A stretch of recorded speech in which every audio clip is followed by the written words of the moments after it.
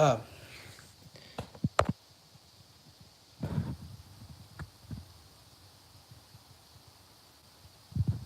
uh, Evening. Hey, on tell you what I got. What's up? This is gonna be like a quick stream here. Just to let y'all know a couple things. Number one, howdy, Dove Farms. Got a couple things here on the stream. Number one, uh, anybody here going to the National Farm Machinery Show, in Louisville, Kentucky? I'll be there. Not sure what days I'll be there yet. It's most likely going to be Thursday and Friday, but I can't. I'm not sure yet. I'm not sure yet, but it's going to be. I'll be there. One of some of those days. I'll be there. I'm gonna be there 2 days. It's either gonna be Thursday and Friday or Friday. It's either gonna be Thursday and Friday or Wednesday and Thursday. Wednesday and Thursday or Thursday and Friday. Um, I'll be out there for a weekend. I'll be out there before the weekend because you don't go there on the weekend. It's too crowded. Saturday is the worst. Friday afternoon and Saturday is the worst time to go.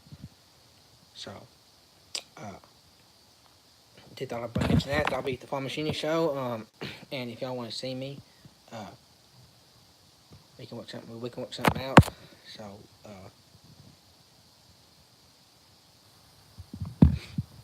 once the one minute, I understand. I mean, I understand. It's a long way. For me, it's only that's a long way. For most people, for me, it's only 3.5 hours for me. So it ain't. I mean, for me, it's only 3.5 hours for me. For me, so I mean, I can go up there pretty easy.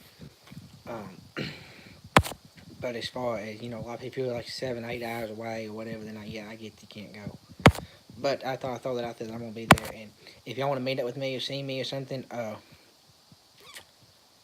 message me, shoot me a comment.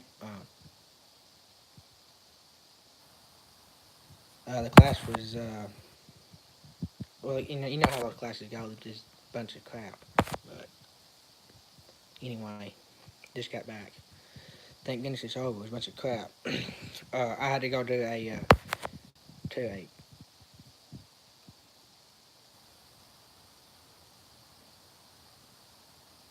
couple hundred miles. That ain't yeah. It ain't far. It's only like I said, it's not far from me at all. You know how that class are, they're eating, they're kind of, a bunch of crap and boring and waste a bunch of time. Yeah. But hey, we got a good dinner out of it, so that's good. And it was faster. We got done faster than I thought we would, so that's good. Only a couple hundred miles from me. Yeah, yeah,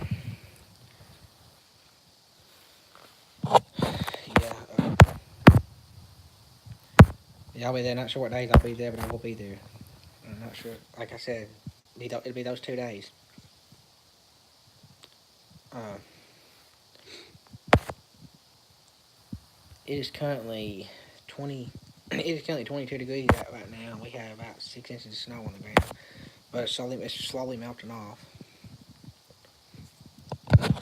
It's probably back at 40 degrees tomorrow, so it'll hopefully be gone, and then then I think Friday's gonna go back down cold again, and another chance of snow. So, uh, but hold on one moment. What?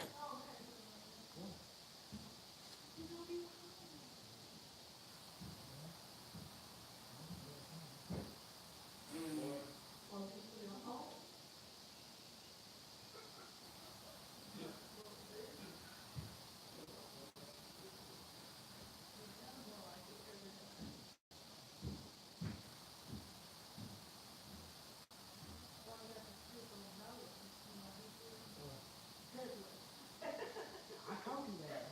Jeez.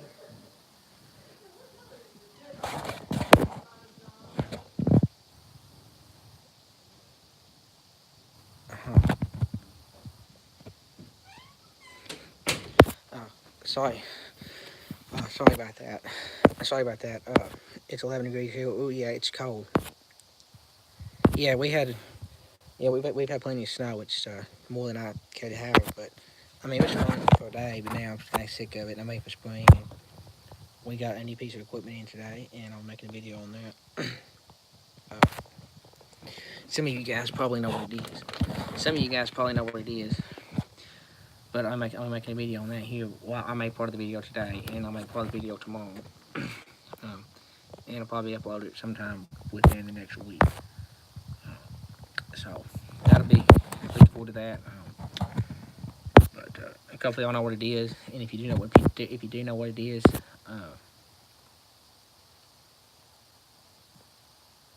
we had cold ass today with my. Oh gosh, that is cold. It don't get that cold in Kentucky. But it don't 125 wind chill. It don't get that cold here. The coldest it ever get to you is probably 0. It'll get 0, 19, 10, 9, 0. Yeah, you probably do. You probably do know what it is. I'll tell you what I got. Last week oh my, a foot of snow. Wow, the most snow we ever get here is probably 6 inches, 7 inches. That's probably the most we've ever got here in my lifetime. That can recall. Low Fahrenheit is -2 degrees. Wow, that is cold. People talk about global warming, but I think it's a bunch of BS. I mean, yeah, I mean it's cold here, but I mean what we call cold. I mean we call 20 degrees. We call 10 degrees cold, and that's probably a heat wave for y'all. So I mean like 20 degrees here is cold for us, and with like high 20s within the day and like low at night in the teens or single digits, that's cold for us. That's probably like a freaking heat wave for y'all in Canada, but for here it's cold. But we're down right on the we're down right on the Tennessee lines. We're far down south of Kentucky you can go without being in Tennessee. In fact, we're 13 miles from Tennessee. Sitting in this house, we're 13 miles from Tennessee, and so yeah, it's darn right. Yeah, I agree. People are like, oh, the Arctic is for melting. Well, it may be, but I don't know. I don't know.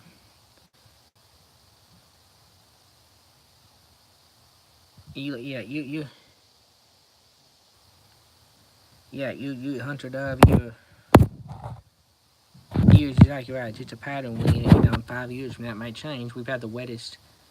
We've had the wettest for the last 5 years. We've had the wettest springs we've ever had, and then in a long time. And then but this spring was particularly wet, and this fall was particularly wet. And next year it may go back and be really dry. You can't tell. And the summers have been very wet. Um, June and July have been very wet, so we benefited from we've had excellent crops the last 3 years. This year we didn't have didn't have as good a crop. That's because it was too rainy and too cloudy, and it messed, and they didn't get enough sun. So you can have it messes up. So too much rain, so you can have too much rain. And you can have too much sun. You need a nice pattern there.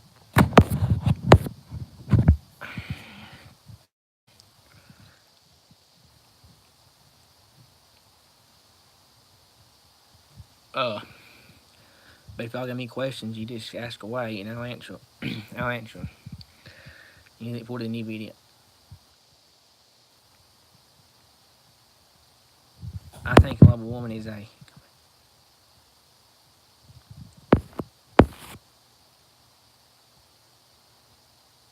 yeah, you're right. Who let the mess yields up? Yep, exactly right. I think global warming is a combination of high up people with lots of power and money and angry hippies. Yeah, all the people on the west coast, east and west coast, if you know what I mean. Well, all the people at least in the United States, all the people on the west coast, and all the people on the east coast, and everybody else is normal liberals. That's it. Yeah, liberals. Everybody on the east coast and the west coast, and then everybody else there's all liberals, and everybody else is normal. So, because I have some family that live in, I have some family members, an aunt that lives in California, and I can promise you, she's the most liberal. She's as liberal as they come.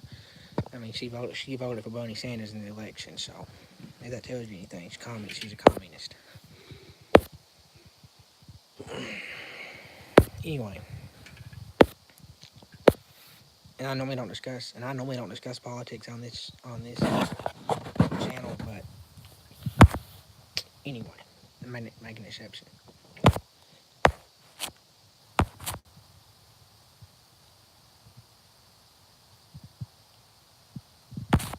Don't forget the young people from Toronto, Canada. Okay.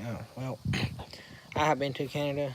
Well, I went to Canada and I was there for like one day, and uh, that's because we was in Michigan on vacation. We drove across the Canadian border to look at the Niagara Falls, and then we were there for maybe 3 4 hours, and then drove back across into Michigan. I mean, people I talked to seem like they's nice enough, but I don't know. We was only like 15 minutes from the American border the whole time, so we went like deep into Canada. Uh,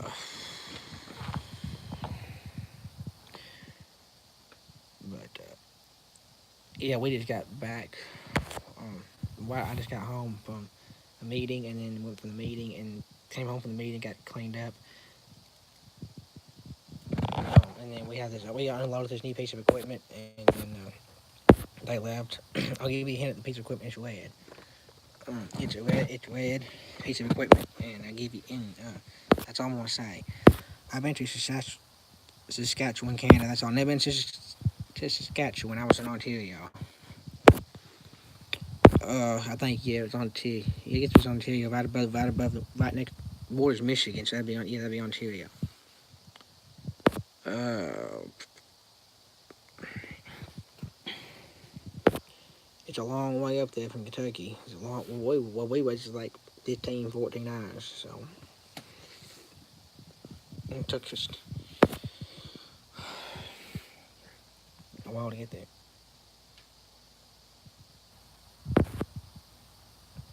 Yeah, it's alright. I mean, seen it. Don't really want to. I've seen it. I mean, it was something to see. I guess I don't care if I see it again, but yeah, I mean, I've seen it. I don't care, but I don't really care if I see it again. I mean, I won't be making a special trip to see it again. I'll just put it that way. Soybeans what makes you hard? Yeah, yeah, you're right. Soybeans was awful.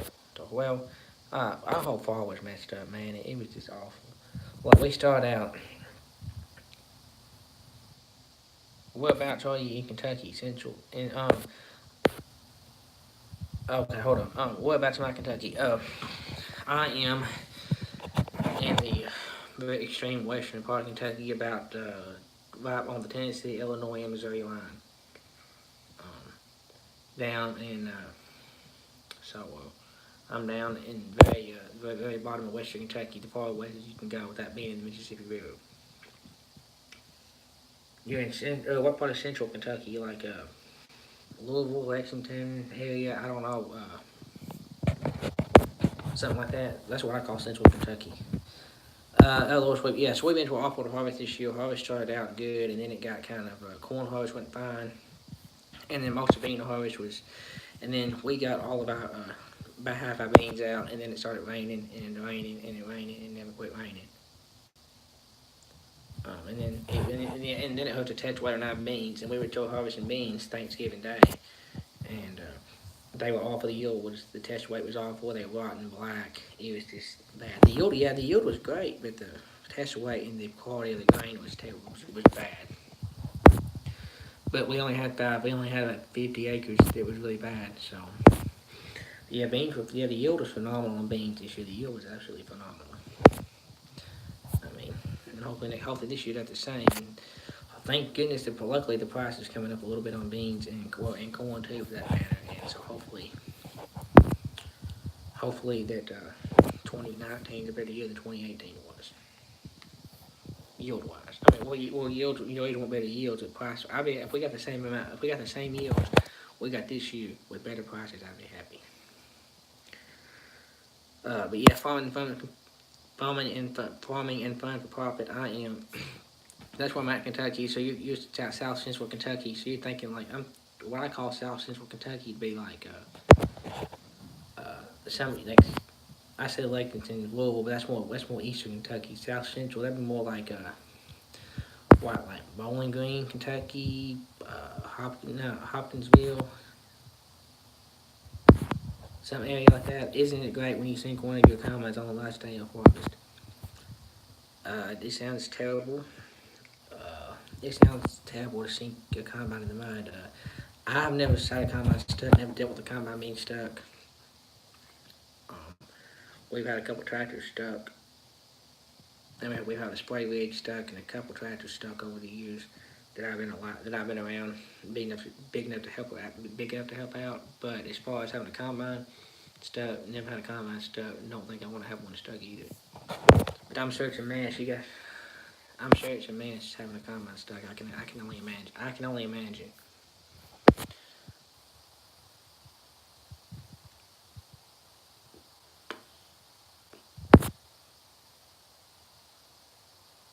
But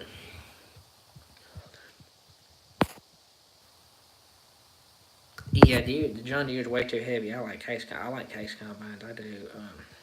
And the tractors are okay, but the but the Deere the case combines are great.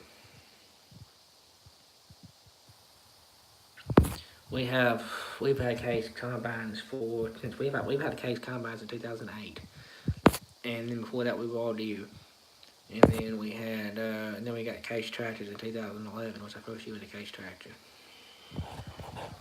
and then we went all case in 2014, 13, and 14 we went all case combines and tractors and everything. We've been all case ever since. And the tractors are lighter than the tractors are lighter. The combines are lighter.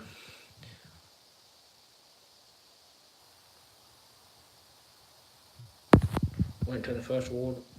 Went to the first World War IV challenge in Bowling Green a long time ago. Oh, that's cool. I have some good friends that live in Bowling Green area. In fact, I have some good friends that live in the Bowling Green area. So I go to Bowling Green. I'm about 2.5 hours from Bowling Green, so I go to Bowling Green pretty often. I would like to take the 1830 case combine upgrade from my 9500. Yeah, I imagine you would. We have an 1830, and I like it. That kind of we had an 1830 would do twice the work. I don't know if I'd go for if he had 9500 and he went to the 1830. I don't know that you need two 1830s because them combines do twice the work in a day that a 9500 will. I promise you that. You stick a 35-foot header on that thing, a 40-foot header, and you can mow down the beans. And I get a draper header. I wouldn't get an auger header. I would get a draper header, and I wouldn't get a case draper header. I get a McDonald draper. Don't buy a case draper header. You will regret it. I don't buy a case draper header. You'll regret it. Buy a McDonald. Case makes the best combines. Deere makes the best tractor. At least I think so. But yeah, I agree with you there. The John Deere price is ridiculous, and you're buying the name. And we have an I-230. We have a 35-foot header on it. We ran a 35-foot header on it last year. That's may change. That's probably gonna change this year. We ran a 35-foot draper on it for part of last year. And we cut 185 acres. We cut 163 acres of beans in one day with that combine. 163 acres of beans in one day, and that was starting at about 11 o'clock and running and quitting at about 7 that night. So we didn't run real late.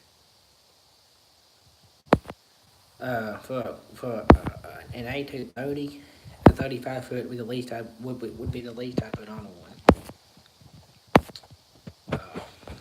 Because if you get too small a head on too big of a combine, you're just gonna waste money buying a bigger combine, and you'll run too fast and mess things up.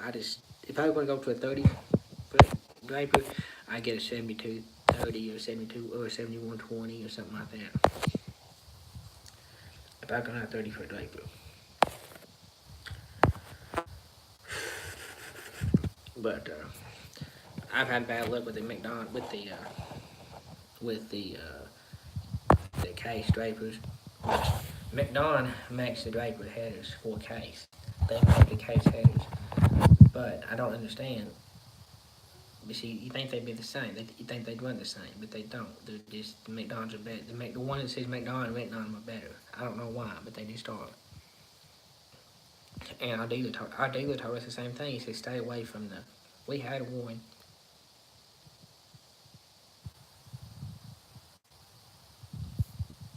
Question. Yes. It is. I'll go down. Um, when we get when we start thrashing wheat and we get the combine out again, I'll wish some stuff about the combine, but the sieves in the combine, the cleaning part of the grain, when you get on the hillside, they automatically turn back and forth with the contour of the ground, so that minimizes your grain loss. And so when you're on flat ground, they're running flat. When you get on the hill, they go. If you're leaning to the left, they go to the left. If you're leaning to the right, they go to the right. And it works. And so there's little rocks that you can get on the monitor, and you can monitor that, and it works. And it works well. And we knock on some form of wood. We've had zero issues with it. It's a little sensor that goes back and forth. We've had zero issues with it. And we've run 5 of these combines and had zero issues with them. No, we had 4 of them. We've had 4 batch combines. And we've had zero issues with all 4 combines. Have been really good. Have been great machines. And we haven't had any trouble with that. And the grain loss on the hills is it's been acceptable. We haven't lost too much. But it's on how you set a machine too. And I mean, what do you go? Y'all go obviously go soybeans, but what else do you go? You can go corn or wheat or barley or what else do you grow? And that makes a difference. That makes a difference on what kind of how you see. That makes a difference too. That's what you farm, the crop you lose. But I mean, the 2 best things. One of the 3 best things about our farm is number 1, getting a draper header. That was just the best thing ever. Love a draper header. We probably saved about 6 bushels of beans the first year, and we had the bushels we saved of beans over our acres of beans that year paid for the header.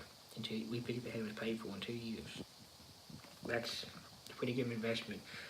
We had one header for 4 years, and we never did a thing to it. We never did a thing to the header. We had 4 years.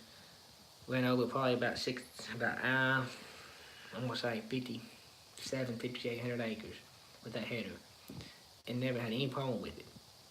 We never had one thing go wrong with that header except for a couple of sections here and there, but that's normal. We got barley, wheat. Okay, sorghum.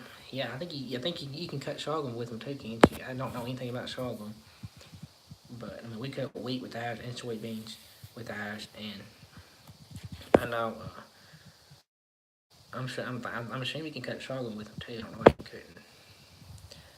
There's not any sorghum growing around here, but I'm sure that sometimes I'm not familiar with it. But it looks like what I've seen. It looks like a draper header. We cut that fine. But I like the draper headers, and I like the red combine. I really do. I really do. I think they're great.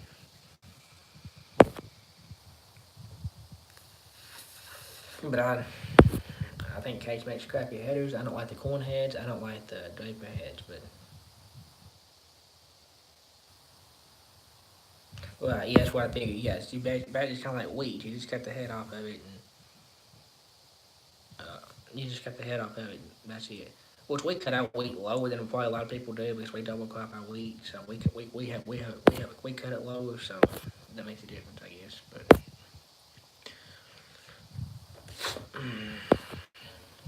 we try to get our wheat cut is we cut it as low as we can. and get all the heads off of it and spread the straws and have the chocolate set in the most aggressive speed you can set it in to chomp all that mess up so we can plant it. It looks pretty good.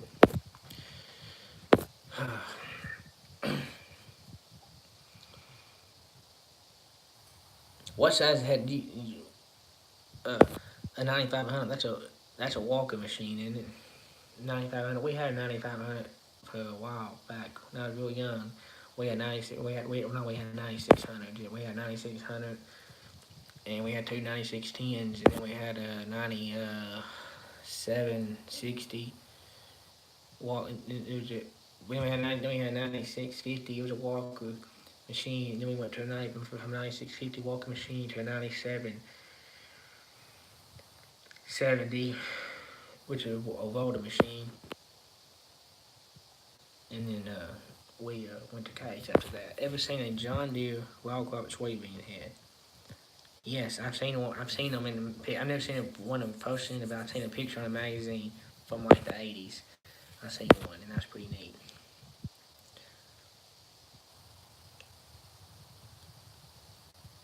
I mean, if you get the same benefit for corn, wheat, soybeans, I think that, and some occasional rye that we grow, I think that would be awesome.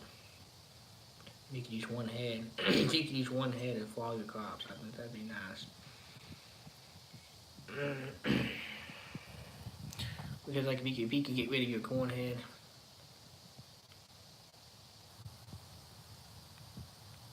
yeah, we have a, yeah, yeah. If you could cut everything with the draper header, if you could cut everything with the draper header, your corn, and your wheat, your soybeans, which you did the wheat and soybeans anyway. But if you could run your corn like that, or your or whatever else you're going like or something, you could cut everything with one headed draper header. I think it'd be great. But the corn stalks would probably tear the belt on the draper up.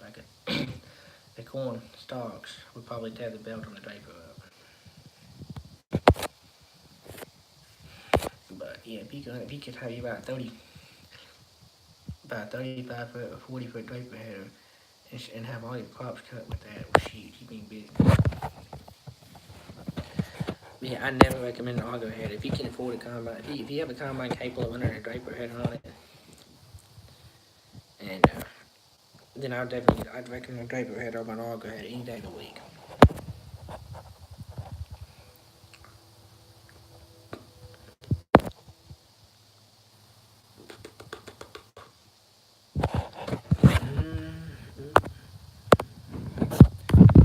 I can send a picture.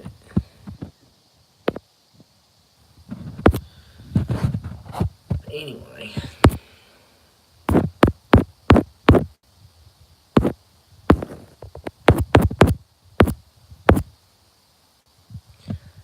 Anyway,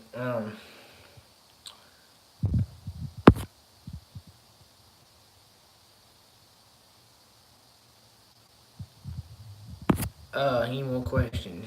If you make anything else you want to add? Also, uh, the first combine, I'm talking about the combine, the first combine I ever ran was the first combine I ever ran the mountain thing was a 7088 case combine with a 30 foot draper head on it and cutting wheat. And that's the first time I ever, the first time I ever run a combine. Just a little bit of information. Yeah, the prices are tough. The prices are tough on everything. Corn and wheat and beans and prices all tough on everything. But corn is more expensive to grow than corn is more expensive to grow than say beans. Beans are the cheapest crop you can grow. Wheat is the second cheapest, and corn's most expensive. But we don't have some beans locked in for next. But we always have some beans locked in for next year at a good price, and corn too. Just we had about a few bushels of each, a couple thousand bushels of each sold for. And that makes a difference. And it makes a difference. We live close to like I said, we live close to the Mississippi River.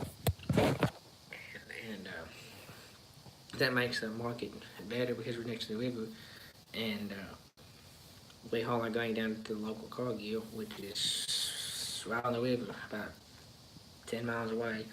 Haul it down there, and we haul it down there and dump it, and it goes right on the barge, and it goes right out on the barge, and then that's where most of our beans go, and our wheat, a good deal of all of our beans go there. A good deal of the wheat goes there, and the corn. Some of the corn goes there.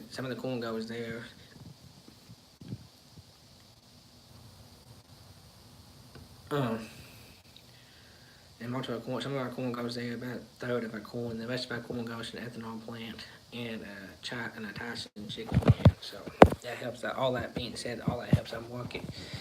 And we also have a soybean crushing plant here too. It's a little about an hour away. We have a soybean crushing plant, and that helps.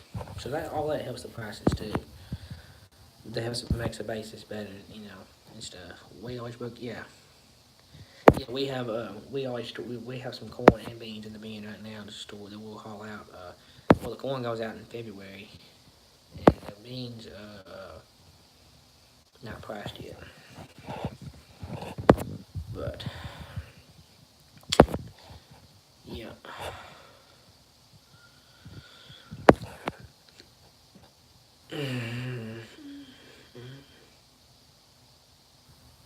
But you can't book too many beans or corn or whatever you're booking. You can't say, well, if I have 500 acres of beans, and for example, and no, let's just make it easy. You have 1,000 acres of beans, you make 50 bushels the acre.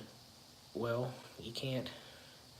Well, if I have 1,000 acres of beans, and I make, and you say, well, if I make 50 bushels of the acre, that's 50,000 bushels, let's say. Well, you don't know what you're going to make, so you can't, that's a really good price. You may say, well, I'll sell half my crop, make 25, I'll sell 25 bushels to the acre. Surely I make 25. So you sell 25,000 bushels to, and then you sell half your crop, and that way, you don't oversell yourself. If you're selling for right now for next year, you don't know what what kind of yield you're going to have, what the weather's going to be like, or what kind of if you can get all your ground planned into it, whatever. So you just have to you can't sell. You have to sell what ahead of time, what you can produce. So that you have to keep that in mind, which I'm sure y'all probably need that.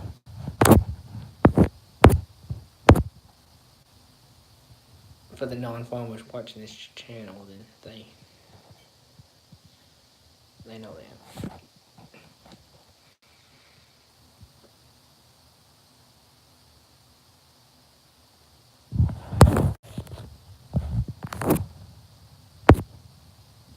Um,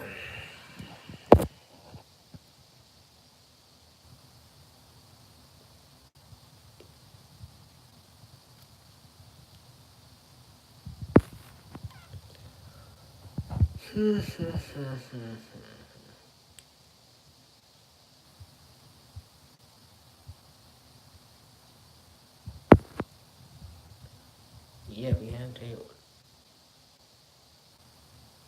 Yeah, like if they call you and say, well, I want to buy 25,000 bushels of beans or something, and you say, well, I've only got, I don't know if that's a good price or not, and then you call back 2 hours later and say, well, I want to sell them. Well, they didn't call they didn't call your neighbor and he sold them.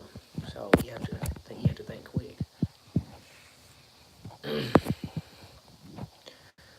Which you have to think pretty quick and stuff and so farming's all about making.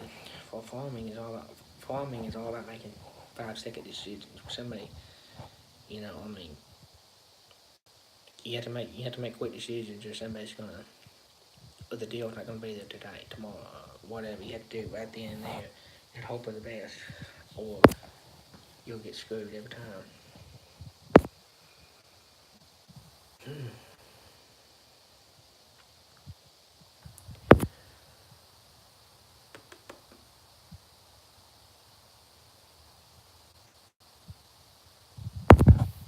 Also, like we have a farming is gambling and farming is ultra lazy.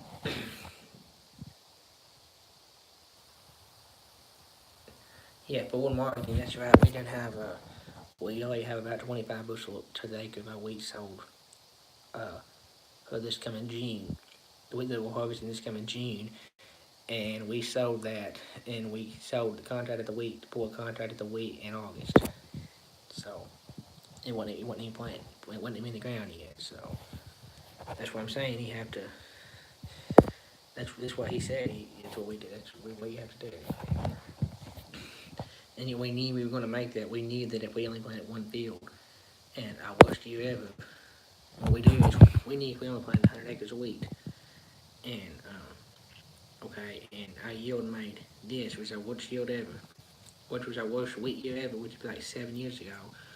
We knew that we knew that we would have that, so we started 25. We started 25,000 bushel, and because we knew we'd have that, and let's hope we have more than that. And let's hope we have a lot more wheat than that. But if we don't, we'll have that much. We'll be covered. Yeah, that's what we do. You gotta find a happy medium. That is true. You gotta find a happy medium. Um, yep, that's very true.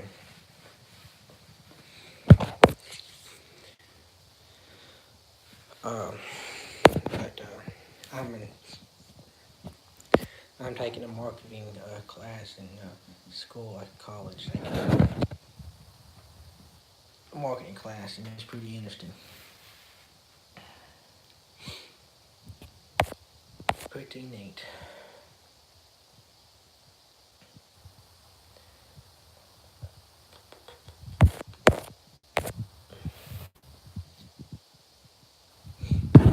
But also, I mean, if you market too much, I mean, the worst thing you gotta do is just buy back your contract, and that's never good. If you gotta buy back your contract from the grain because you sold 25,000 bushel and you only delivered 20, then you gotta buy back the 5,000 bushel that you uh, didn't deliver them, and then that makes it that's no fun.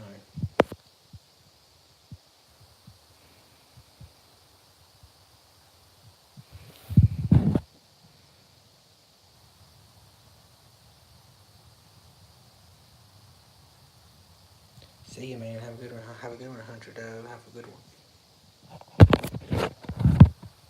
Yeah, I'm fixing to end this stream in probably in about 5 minutes or less. Because I'm streaming this on my phone and it's about dead, and I have to go do some stuff. So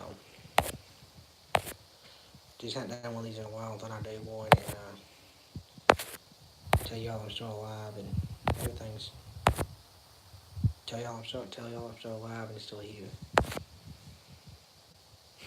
December and January have been. December was crazy, and January has been pretty crazy. So uh, when it gets to so